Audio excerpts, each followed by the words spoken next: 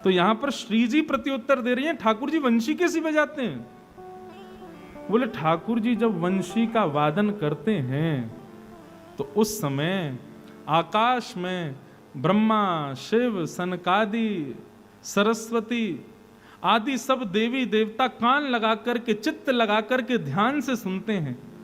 और सरस्वती की तो ये स्थिति हो जाती है, वो संगीत की पुरोधा है, संगीत की उद्गाता है। परंतु जब ठाकुर जी वंशी बजाते हैं ना, तो सरस्वती भी कालम कागज लेकर के बैठती है और ठाकुर जी के द्वारा बजाई गई ध्वनियों को लिखती है और एक नए नाग का निर्माण करती है। सरस्वती जी ने राग का नाम भी बताया, सवनस राग। ठाकुर जी कैसा राग बजाते हैं? बोले सवनस राग बजाते हैं। बोले सवनस राग की विशेषता क्या? बोले प्रातः काल का भैरव राग गाया जाएगा तो भैरव वंशी जब बजाते हैं तो सूर्य प्रकट हो जाता है, सूर्य को लगता है कि अब सुबह का राग बज रहा है, मेरी स्थिति है, मुझे आना चाहिए। लेकिन ठाकुर जी बिहाग बजाते हैं तो चंद्रमा प्रकट हो जाता है, बोले अब रात का राग बज रहा है, मुझे आना है सेवा में। लेकिन ठाकुर जी जब वंशी बजाते हैं तो चंद्रमा और सूरज दोनों आकाश में प्रकट हो जाते हैं और विचार करते हैं ये भैरव बज रहा है कि विहाग बज रहा है। मतलब कोई बेसुरा कंसुरा नहीं, सूर्य चंद्रमा में ये होड़ लगी है कि ये अब मेरे को सेवा में जाना है कि तुझको जाना है। दोनों की स्थिति समझ नहीं पा रहे हैं। ठाकुर जी जब वेणुवाद्य करते हैं तो आकाश में सूर्य, चंद्र, तारे, समस्त देवी देवता खड़े होकर के कान लगा करके ठाकुर जी की मधुर वेणु की ध्वनि को सुनते हैं। ऐसा युगल गीत में ठाकुर जी की वेणु का वर्णन बताया गया। अब वो तो पूरा युगल गीत चले तब उसका और व्याख्या उसकी अद्भुत है, परंतु अब इसमें एक लीला हमारे ब्रज की सुनाई जाती है, बहुत ध्यान से सुनना। ठाकुर जी जब वंशी बजाते हैं तो आकाश में चंद्र और सूर्य दोनों प्रकट हो जाते हैं। आकाश में देवी देवता विचरण करने लग जाते हैं। सरस्वती आदि संगीत के बड़े बड़े एक संगीत के गंधर्व हैं, उनका नाम है हा हा हु गंधर्व। ये गायन के बड़े अच्छे गायक हैं देवताओं के। ये सब भी ठाकुर जी की वेणु को बड़े ध्यान से सुनते हैं। क्यों? क्योंकि ठाकुर जी जब वंशी बजाते हैं तो कुछ ऐसा बजाते हैं कि संगीत के ज्ञाताओं को कुछ ना कुछ नया मिलता है। लेकिन हमारे लाला के सब सखा फूले नहीं समाते जब लाला वंशी बजाते हैं। मधुमंगल, श्रीदामा आदि सब कहें लाला तेरी वंशी ऐसी बजे, ऐसी बजे, ऐसी बजे, बस कहा बताएं। मधुमंगल श्रीदामा से ठाकुर जी को भी पूछते हैं, बोले क्या स्थिति? गोपियों की स्थिति तो हमने सुनी है, उनके घर में भोजन नहीं बन पाते, वो जैसी हैं वैसी स्थिर रह जाती हैं। मधुमंगल श्रीदामा ने तुम भी बताओ तुम्हारा क्या होगा? मधुमंगल बोले लाला मेरी स्थिति तो ऐसी, पेट में दर्द हो तेरी वंशी सुन लो मेरा पेट दर्द ठीक है जाए। श्रीदामा बोले लाला मुझ को नींद नहीं आवे, लेकिन तेरी वंशी सुनू तो मुझ को नींद आ जाए। तन सुखा, मन सुखा, धन सुखा, ये तीन और हैं ठाकुर जी के सखा। तन सुखा से पूछी तो को कहा मिले? वो लाला मुंह को तो भूख लग आवे तेरी वंशी सुन के। और ठाकुर जी आनंदित हो रहे उनकी बात सुन के, पर इस भाव का बड़ा अभिमान करते हैं सब सखा। पूरे हमारो लाला बड़ी मधुर वंशी बजावे और बाकी वंशी सुनकर के ऐसी ऐसी स्थिति पूरे ब्रज में होवे। सब लोग यहां देखो, यहां देखो, यहां देखो, ध्यान से कथा सुनो।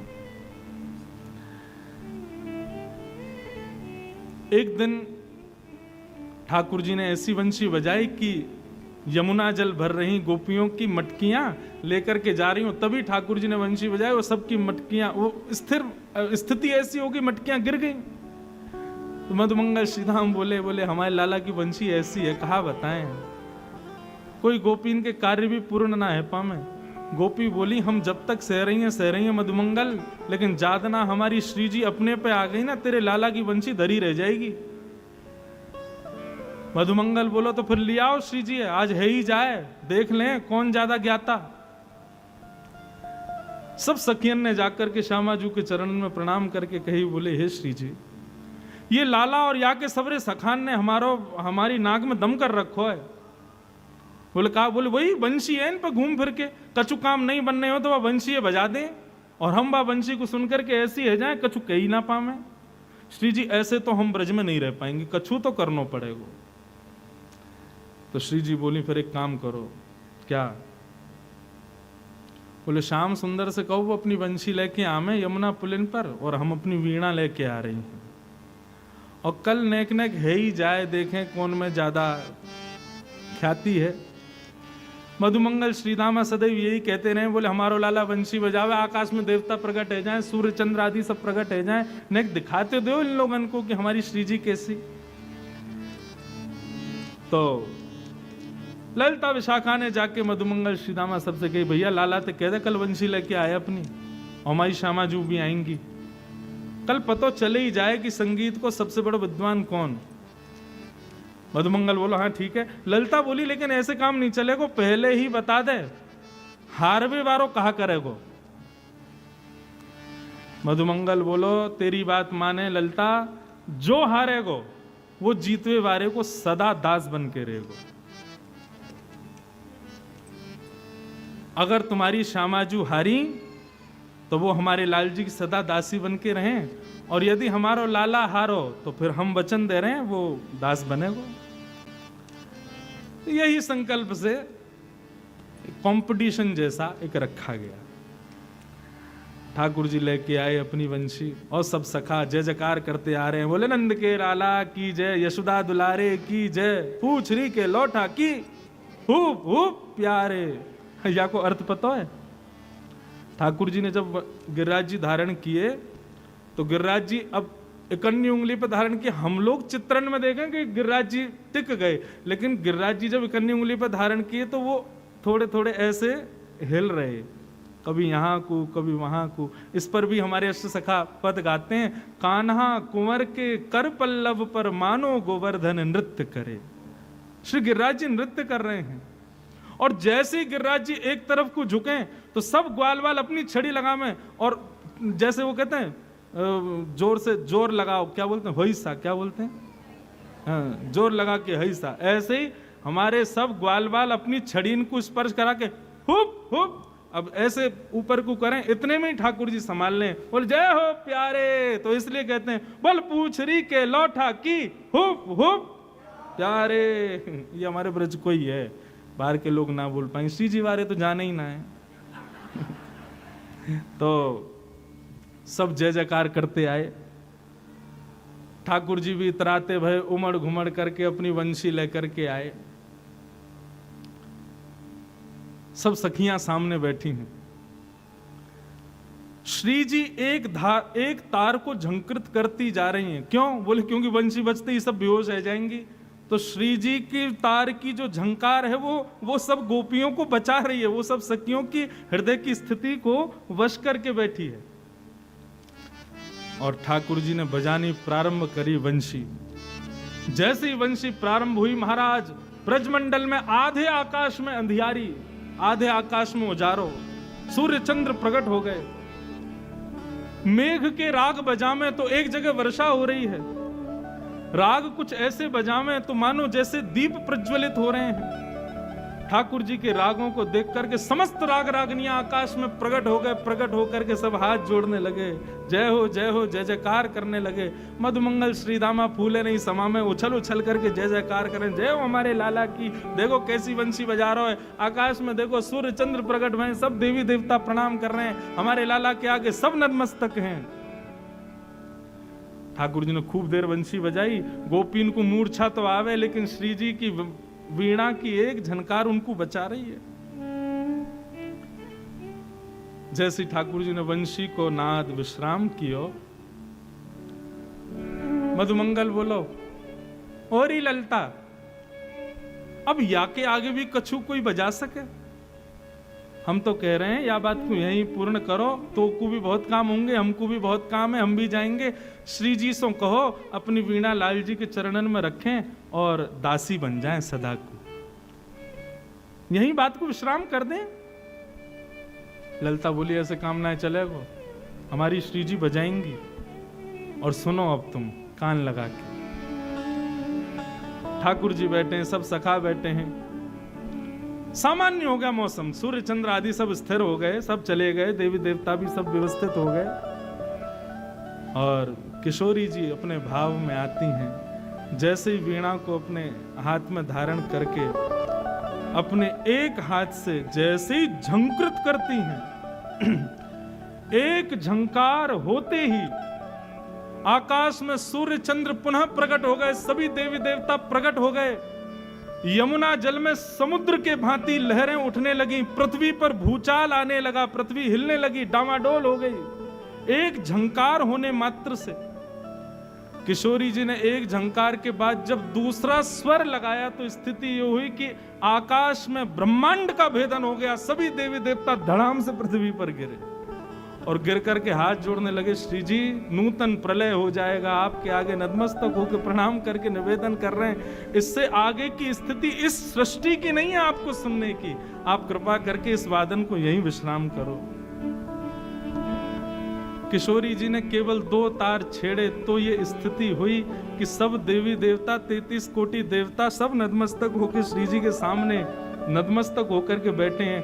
तब ललिता ढूंढती है कहाँ है मधुमंगल श्रीधामा, तो पता चलिए यमुना जी में गिर गए हैं।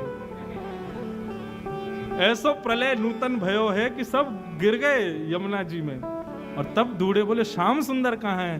तो श्याम सुंदर श्री जी के चरणन को अपनी गोद में रख करके और चरणन पर अपनी वंशी को न्योछावर करते हुए नतमस्तक करके बैठे हैं, सदा के लिए दासत्व स्वीकार कर रहे हैं। तब श्री जी से प्रार्थना करते हैं कि अब हमको ट्यूशन दे दीजिए। बोले काय का? वीणा का। आहा। नवनिकुंज मंदिर में प्यारी, नवनिकुंज मंदिर में प्यारी, नवनिकुंज मंदिर में प्यारी, नवनिकुंज मंदिर में प्यारी, पियहि सिखावत वीणा प्यारी, सिखावत वीणा प्यारी, पियहि सिखावत वीणा प्यारी, पियहि सिखावत वीणा। गाओ।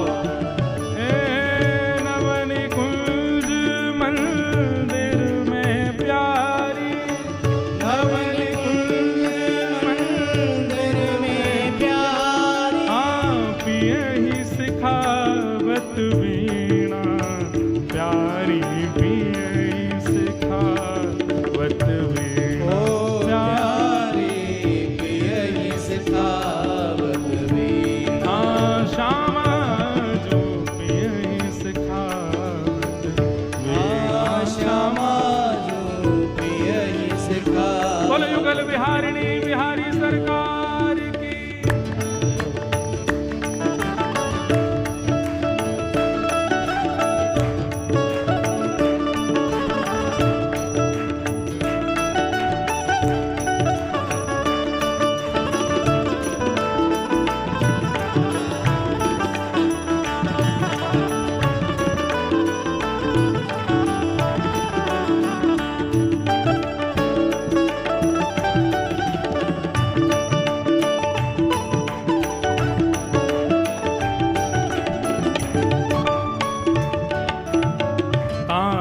बंधान कल्याण मनोहर, तान बंधान कल्याण मनोहर, हित मन देहु प्रवीणा प्यारे, हित मन देहु प्रवीणा प्यारे। अब स्थिति ऐसी है कि श्री श्यामाजू ठाकुर जी को वीणा वादन सिखा रही हैं, लेकिन ठाकुर जी बड़े चतुर हैं हमारे।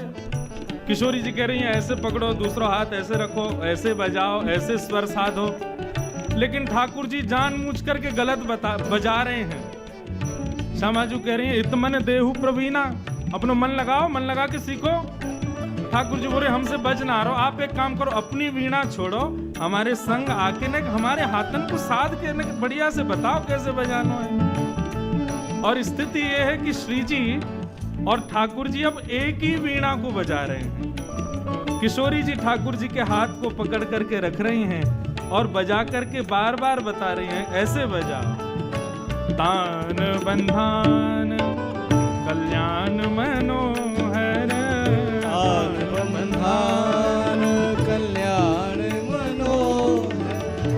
हित मन देहु प्रवीणा प्यारे, हित मन देहु प्रवीणा प्यारे, नवनी कुंज मंदिर में प्यारी, नवनी कुंज मंदिर में प्यारी, पियहि सिखावत वीणा प्यारी, पियहि सिखावत वीणा प्यारे पियहि सिखावत वीणा, प्यारी पियहि सिखावत वीणा। प्यारी पियहि सिखावत। करताल बजा के गाओ आप से। ठाकुर जी किशोरी जी वीणा बजा रही हैं, आप ताल दो।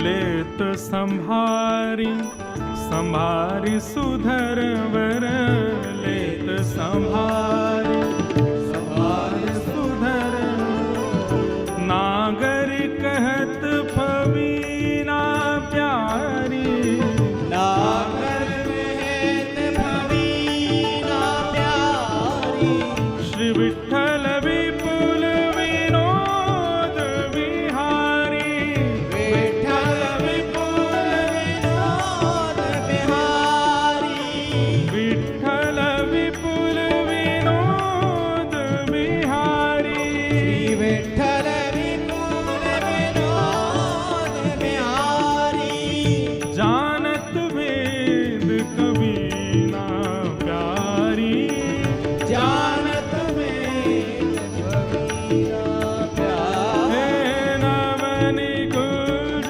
मंदिर में प्यारी, नवनी कुंज मंदिर में प्यारी, पियहि सिखावत वीणा प्यारी, पियहि सिखावत वीणा।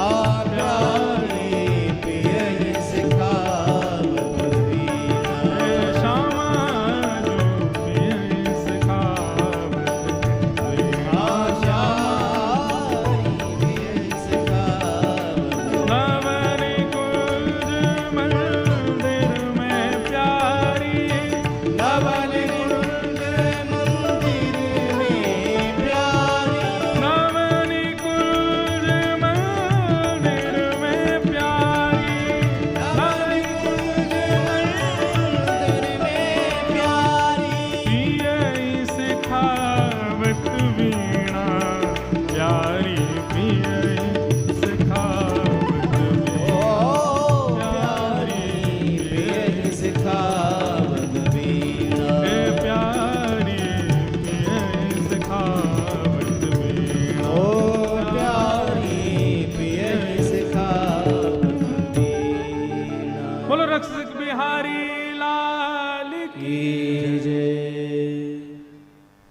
ऐसे लाल जो हमारे श्री जी से वीणा सीखवे के काजे अब रोज जावे लगे हैं और किशोरी जी उनको वीणा सिखाती।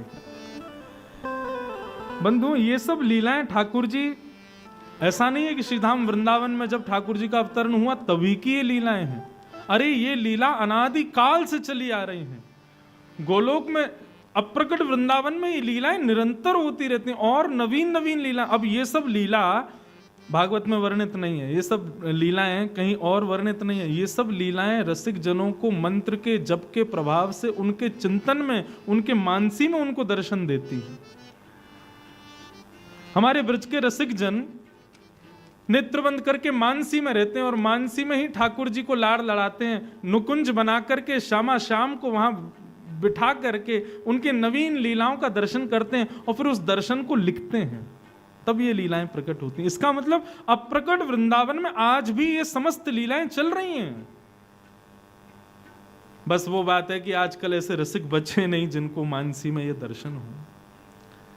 मानसी का एक दर्शन का भाव बताते हैं कि एक बार एक व्यक्ति बहुत बहुमूल्य इत्र लेकर के वृंदावन गया बिहारी जी को अर्पित करने के लिए, परंतु बिहारी जी का भोग लग रहा था तो सेवकों ने कहा कि भैया अभी तो भोग लग रहा है, एक काम करो तुम स्वामी जी को प्रणाम कर लो। स्वामी शहरदास जी महाराज बैठे हैं यमुना जी के तट पर, और स्वामी जी उस वक्त मानसी में बैठे थे।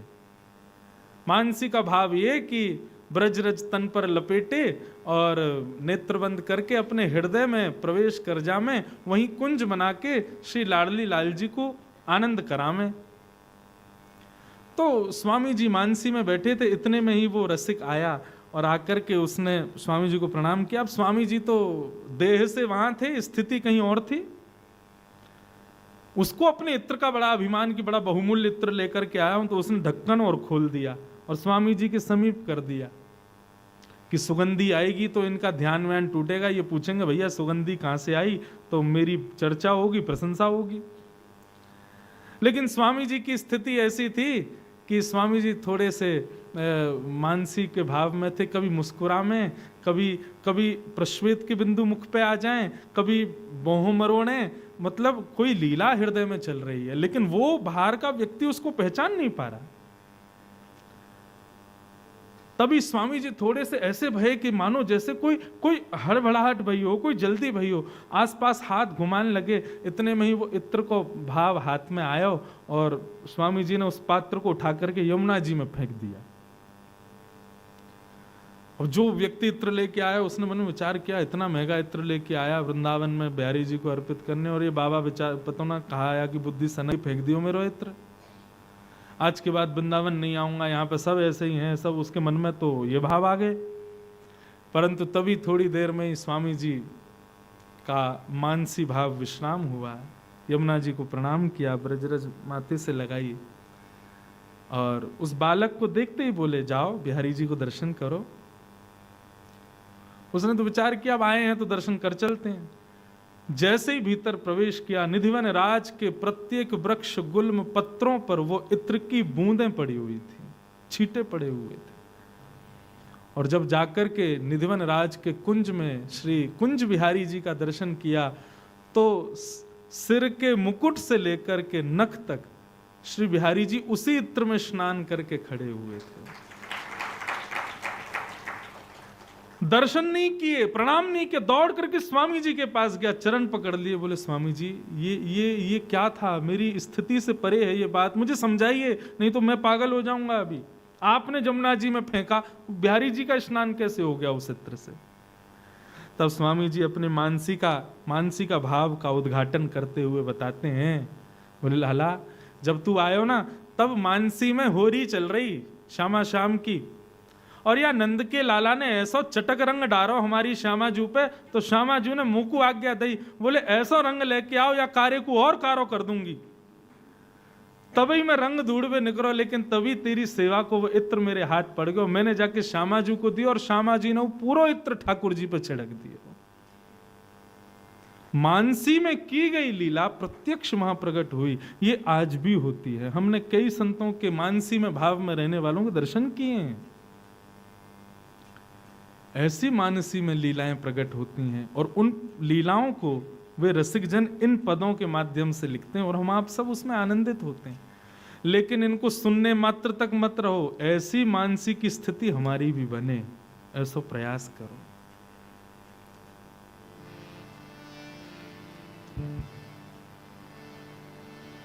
ऐसे मधुर भाव श्यामा जू के, किशोरी जी के, ठाकुर जी के, अरे वो अद्भुत हैं, एक से एक हैं। हम तो रोज 50 पद निकाल के लाते हैं और मैं तो ये सोचता हूँ कौन कौन को सुनाऊं, कौन कौन को सेवा में लाएं। इतनी लीलाएं हैं, इतनी कथाएं हैं। कल इस मधुर भाव का विश्राम है और कल का कथा प्रसंग सुबह होगा 9 बजे से। तो कल विश्राम है, इसका मतलब ये नहीं कि यूं सोचो है गए 3 दिना में, तिजोरी में से जो 3 दिन नहीं निकलो वो कल निकलेगा। या हमारे कल सवेरे ही उठ के जल्दी जल्दी सब नाश्ता पानी बढ़िया प्रेम से पाके 9 बजे तक स्थिति में यहाँ आ जाइयो। हमारे लाल जी भी कल जल्दी जल्दी आवेंगे। कल हम सोच रहे हैं ठाकुर जी को सुबह उठा के सीधे लिया में श्रृंगार कर, बहुत समय लगे ठाकुर जी को, इतनी जल्दी श्रृंगार नहीं हो, कल ठाकुर जी को ऐसे ही ले आवेंगे। हाँ, श्री जी के यहाँ तो बिना नवे धुबे से ही है। और आप भी तो दर्शन करो, हमारे लाल जी लगे कैसे, सुबह उठते ही कैसे लगे, नेक आंख छोटी छोटी सी है, 2-3 माल बस गले में, अद्भुत शोभा प्रकट हो गई।